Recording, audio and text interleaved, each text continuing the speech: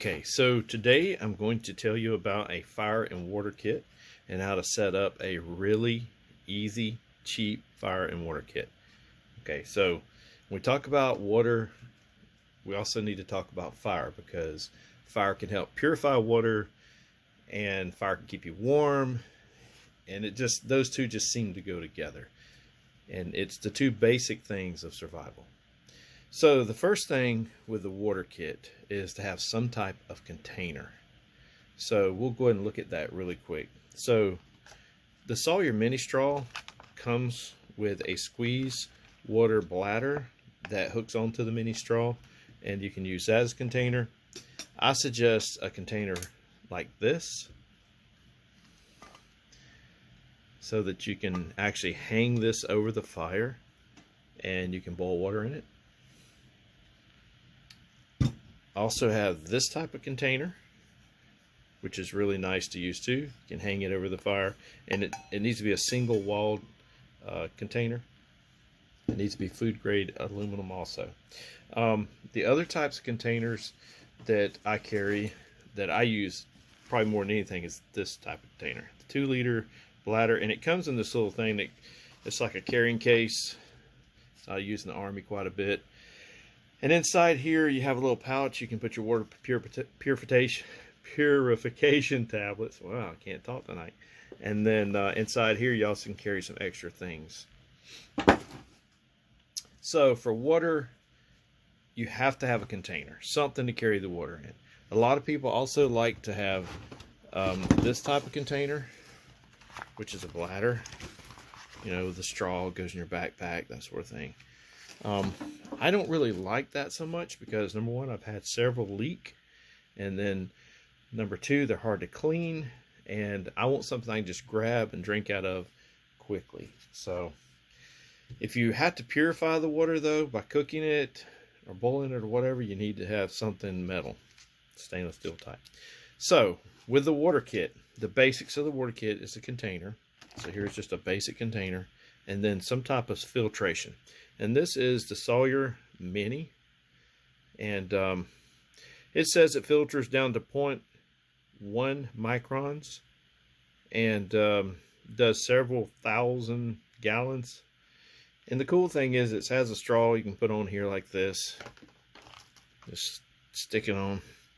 You also, then you can take and attach it to this.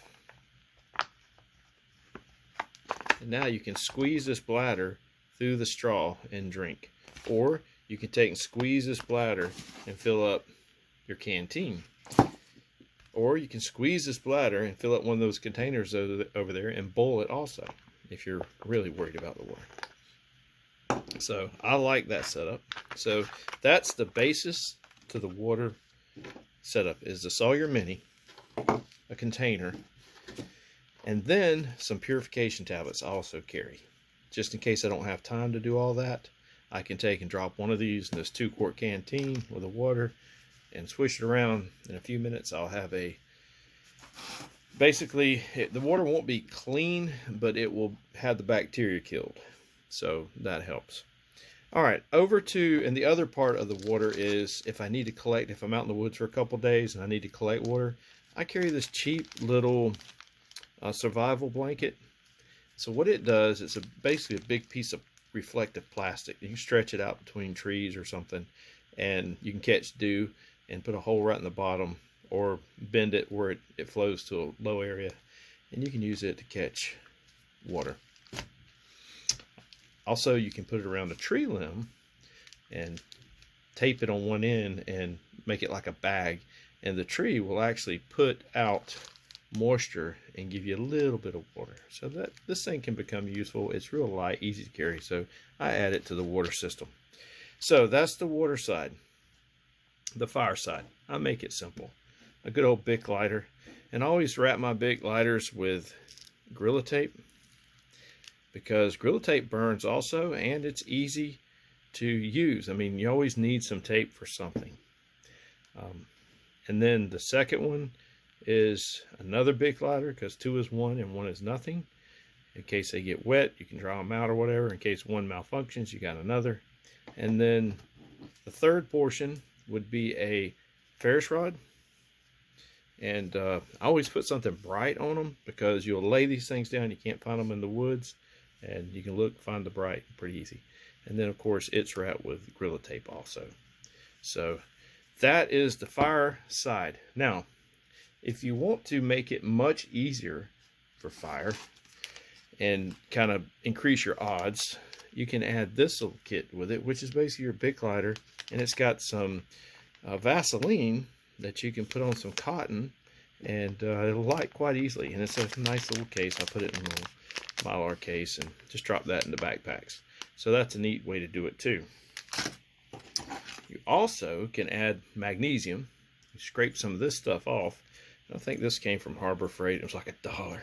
Scrape it off into a little pile, throw a spark on it, and it's rolling. So that's a good add.